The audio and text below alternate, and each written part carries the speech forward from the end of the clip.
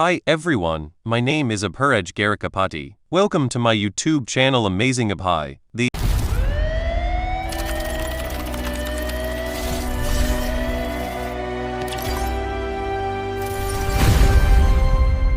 The MIF ID is easiest to understand as a two-part location. Imagine an office campus with several buildings. Saying room 3 is not enough because every building may have a room 3. You need the building number and the room position together. A MIF ID works the same way. The first part identifies the channel subsystem, and the second part identifies the partition position within that CSS.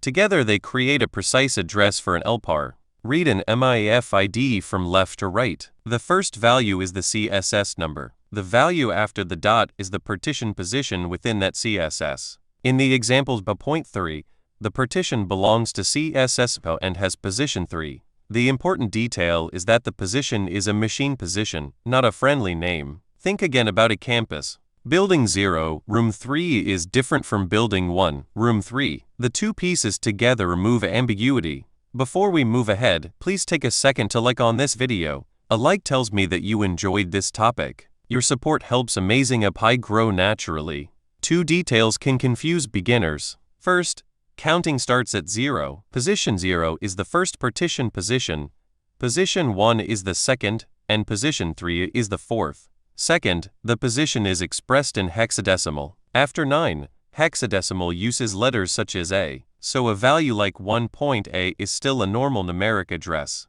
The easiest comparison is a parking garage where spaces are labeled using a different numbering system. Once you know the system, the label becomes easy to decode. A partition name and a MIF ID can both point to the same LPAR, but they are designed for different audiences. The name helps people. LPAR is easier to recognize in documentation than a numeric code. The MIF ID helps the machine identify the exact partition precisely. In the IO/CDS text, partition names can appear in places such as access lists, and processing resolves those names to the corresponding machine identity. This is similar to a contact list on a phone. You select a person's name, but the system ultimately uses a numeric destination behind the scenes. Before we move ahead, please take a second to share on this video. Sharing helps this video reach friends who may also enjoy anime, gaming, travel, cricket, chess, career basics, or personal stories. Your support helps Amazing Abhi grow naturally. The address becomes easier to remember when you see where it is used. A CTH-bit access list can use friendly partition names that are resolved internally. A CTC definition can carry a compact target value. An OSE session table can associate a console session with a particular MIF identity and partition. These are different configuration contexts, but they are all solving the same problem. The system needs to know exactly which partition is meant. Think of different departments using the same employee ID. Payroll, security, and the cafeteria may show the information differently, but they are still identifying the same person. Before we move ahead, please take a second to like on this video. A like tells me that you enjoyed this topic. Your support helps Amazing Abhi grow naturally.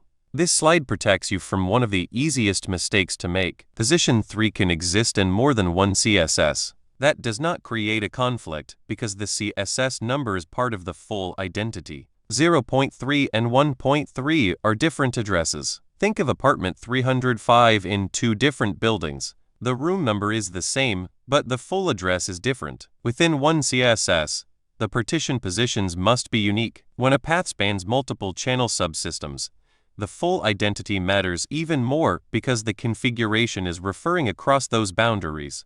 The MIF ID is the precision address of a partition. If you remember the campus analogy, the first part tells you the building, and the second part tells you the position inside that building. Partition names are friendly labels, while MIF ID provide exact machine identity. The next topic zooms in on the first half of that address, the channel subsystem. Understanding CSS explains why the same CHPID number can exist in different groups and why some channel paths must be explicitly spanned across boundaries. If you enjoyed this video, please hit the like button and subscribe to Amazing Abhi. Subscribing makes sure you do not miss the next video, and it gives me motivation to keep improving the quality of every upload. Thank you for being here, and I will see you in the next one.